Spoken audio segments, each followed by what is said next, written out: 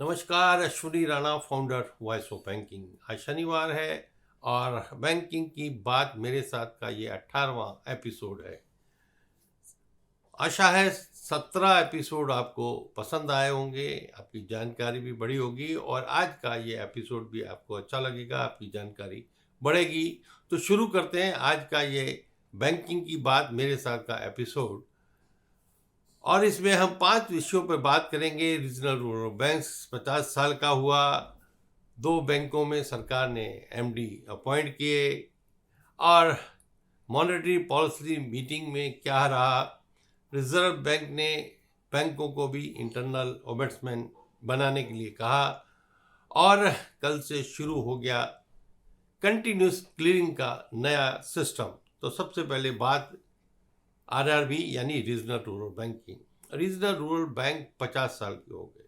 2 अक्टूबर 1975 को rural bank की स्थापना हुई थी।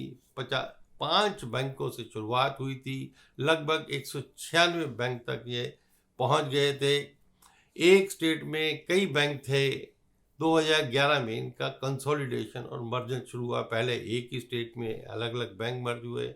आज one state one regional rural bank का कंसेप्ट के आधार पर 28 बैंक हैं, जो कि कंसेप्ट 1 मई 2025 से शुरू हो चुका है। ये ग्रामीण क्षेत्रों में इनका बहुत बड़ा योगदान है। हालांकि अब ये है तो ग्रामीण बैंक, लेकिन पूरी बैंकिंग जो है वो पब्लिक सेक्टर बैंक की तरह जो है ये काम करते हैं। इन बैंकों में जो स्टेक है वो सेंट्रल गवर्नमेंट का 50% है। स्पॉन्सर्ड बैंक जो रहता है उसका 35% है। और जो स्टेट है, स्टेट गवर्नमेंट को भाई 15% है। सरकार इनमें भी जो अपना स्टेक बेचने की तैयारी कर रही है। देखते हैं क्या होता है। लेकिन 50 साल कुल मिला के इन बैंकों के पूरे हो गए देश में ग्रामीण बैंकों की सेवा के। सरकार ने 2 बैंकों के लिए नए एमडी नियुक्त किए हैं। पहले जो है आशीष पांडे हैं, वो यूनियन बैंक ऑफ इंडिया में उनको एमडी के रूप में नियुक्ति हुई है। अभी वो बैंक ऑफ महाराष्ट्र में ईडी के पद पर थे। उससे पहले जो उनका ओरिजिनल बैंक था कॉरपोरेशन बैंक के थे। कॉरपोरेशन बैंक से वो ईडी बन के बैंक ऑफ महाराष्ट्र में गए और अब यूनियन बैंक ऑफ इंडिया में वो एमडी का पद संभालेंगे।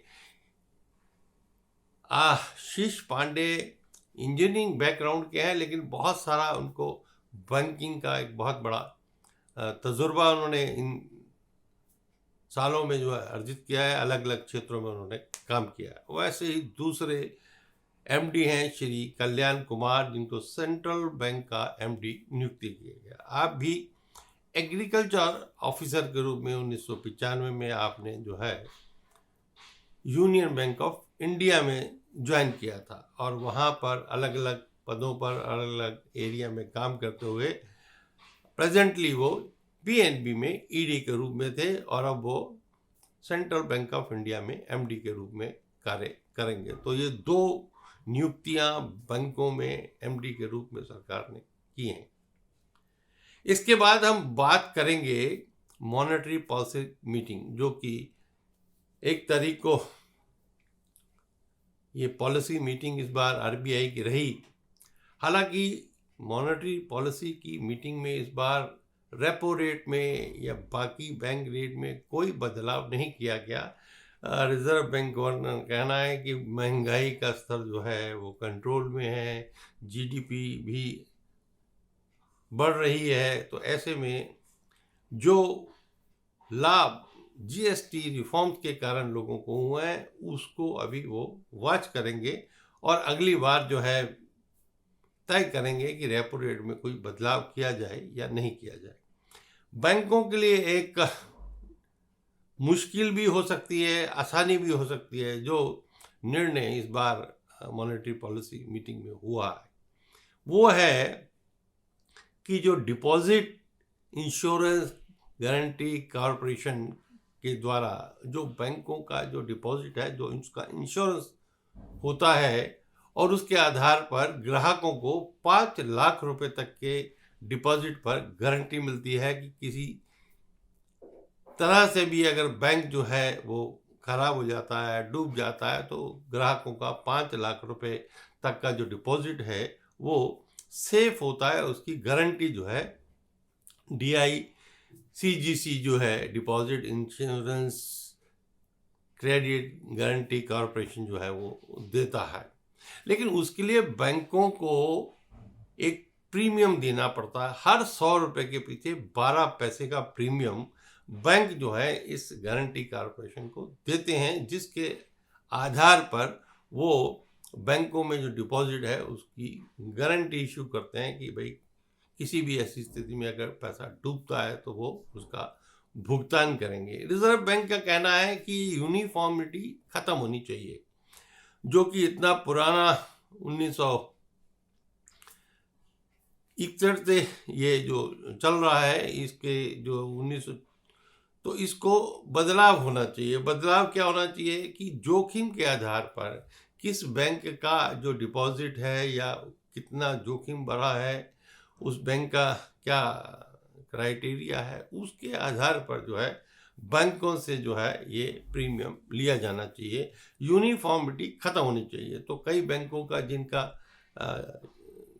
डिपॉजिट है या बाकी है, वो उसका अगर स्तर जो है खराब है तो उनके लिए मुश्किल हो सकती है, उनको ज़्यादा प्रीमियम देना पड़ेगा। लेकिन मुझे लगता है कि सरकार को इससे अच्छा एक डिपॉजिट इंश्योरेंस ही शुरू कर देनी चाहिए, और जिन भी ग्राहकों का पैसा जितना भी है वो उस अपने पैसे का जो है इंश्योरेंस करवा सकते हैं। जिस प्रकार से बैंक से वो 100 रुपये पर 0.12 पैसे का प्रीमियम लेते हैं, वैसे ही ग्राहक से सीधा लेकर ग्राहक अपना कितना भी डिपॉजिट को जो है वो सुरक्षित करा सकता है। इस पर भी रिजर्व बैंक को विचार करने की ज़रूरत है। तो इससे जहां बैंकों की कॉस्ट कम होगी, वहां ग्राहकों को भी तसल्ली होगी कि मेरा जो डिपॉजिट है वो बैंक में मैंने सुरक्षित कर लिया है। इसके साथ ही रिजर्व बैंक ने बैंकों को एक और निर्देश दिए हैं कि अभी तक रिजर्व बैंक का अपना जो है वो ओम्बड्समैन है, लोकपाल। यानी अगर आपने बैंक के अगेंस्ट कोई कंप्लेंट की और बैंक ने 30 दिन में उसका रिड्रेसल नहीं किया, तो वो ऑटोमेटिकली इसकी जो कंप्लेंट है वो RBI के उस पोर्टल ओम्बड्समैन पे चली जाती है। फिर RBI उसके ऊपर जो है वो सारी जानकारी जुटाता है और उसका निवारण करता है। हालांकि ये 2021 में RBI ने ये इंटीग्रेटेड पोर्टल जो है शुरू किया है। उसमें NBFCs हैं या बैंक हैं, सबके लिए वो जॉइंट पोर्टल है। लेकिन अभी रिजर्व बैंक का कहना है कि बैंकों को भी अपना इंटरनल ओम्बड्समैन शुरू करना चाहिए और उसको भी अधिकार देने चाहिए कि अगर बैंक का जो कस्टमर सर्विस सेक्शन है वो उस कस्टमर की कंप्लेंट की ग्रीवेंसेस नहीं सॉल्व कर सकता, तो वो जो इंटरनल ओम्बड्समैन है वो उसके ऊपर निर्णय ले, और ताकि ज़्यादा कंप्लेंट जो हैं बैंक लेवल पर ही सेटल हो जाए और रिजर्व बैंक के पोर्टल पर ज़्यादा कंप्लेंट ना जाएं, और ग्राहकों को भी जो है इमीडिएट जल्दी से जल्दी जो है उनकी कंप्लेंट है उसका रिड्रेसल हो सके। अब देखना होगा कि ये इंटरनल ओम्बड्समैन बनने के बाद उसको क्या अधिकार मिलते हैं और कितना वो सफल हो सकता है। इसके साथ ही एक और नया कंटिन्यूस क्लियरिंग सिस्टम शुरू हो गया 3 तारीख से, यानी कल से। अभी तक हम जो बैंक में क्लियरिंग का चेक जमा करवाते थे तो वो 1 दिन या 2 दिन के बाद वो क्रेडिट होकर क्लियर होकर हमारे खाते में हमें निकालने के लिए अवेलेबल होता था। लेकिन अभी रिजर्व बैंक ने कहा कि नथिंग डूइंग, अभी ये कंटिन्यूस क्लियरिंग का प्रोसेस चलेगा। यानी आप जो सुबह चेक जमा करा देंगे 10 बजे से 4 बजे तक, जो चेक आते जाएंगे बैंक की ब्रांचेस जो है उसको स्कैन करके अपने यहाँ अपनी क्लियरिंग सिस्टम में भेजते रहेंगी, और वो क्लियरिंग सिस्टम से आगे फाइल जो है रिजर्व बैंक के क्लियरिंग जो सिस्टम है उसमें जाती रहेगी और वो प्रोसेस होती रहेगी, और शाम के 7 बजे तक रिजर्व बैंक को बताना होगा कि आपका चेक पास हो गया या नहीं, यानी सेम डे आपका पैसा जो है आपके खाते में क्रेडिट हो जाएगा। अभी यहीं पर ये रुकने वाला नहीं है, आगे जनवरी में ये जो अभी शाम तक का है वो कुछ घंटों में ही आपका पैसा आपको क्रेडिट हो जाएगा, ऐसी कंटिन्यूस क्लियरिंग को। और सेकंड स्टेज में जो करने वाले हैं कि सुबह 10 से 11 आपने जो चेक जमा कराएंगे वो 2 बजे तक आपको क्रेडिट हो जाएगा, यानी आपका पैसा आपके खाते में तुरंत आ जाए। इसके लिए रिजर्व बैंक एक बहुत बड़ा रिफॉर्म्स क्लियरिंग सेक्टर में लेके आया है, जिसका सीधा सीधा लाभ जो है उन ग्राहकों को होने वाला है कि जो 2 दिन तक वेट करते थे अपने फंड्स अपने खाते में आने पर, और उनके बाद वो फंड्स को यूज करते थे, तो उनके लिए एक बहुत बड़ी सुविधा जो है इस कंटिन्यूस क्लियरिंग सेक्शन सिस्टम से होने वाली है। तो आज की बैंकिंग की बात की इस एपिसोड में इतना ही। आशा है आपको ये सभी मुद्दे समझ भी आए होंगे और अच्छे लगे होंगे, जानकारी बड़ी होगी। अगर ऐसा है तो कृपया मेरे इस वीडियो को लाइक करें, शेयर करें और चैनल को भी सब्सक्राइब करें, ताकि और भी बहुत सारी महत्वपूर्ण जानकारियां आपको समय समय पर मिलती रहे। नमस्कार, धन्यवाद।